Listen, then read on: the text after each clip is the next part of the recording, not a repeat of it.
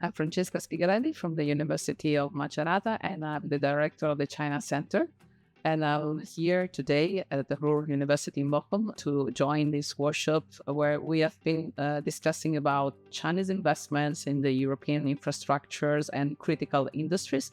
And my research topics are related to Chinese investments in several industries, the green industry, the healthcare industry, and now in the chip industry. But in this workshop, I highlighted some findings related to a book chapter that I wrote recently about Chinese investments in Italian ports, that is indeed a critical infrastructure.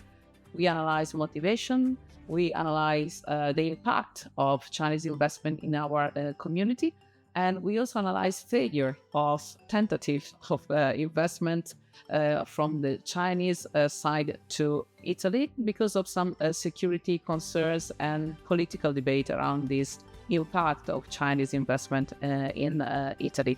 It was a very fruitful workshop where we put together different perspectives coming from different European and not only European countries.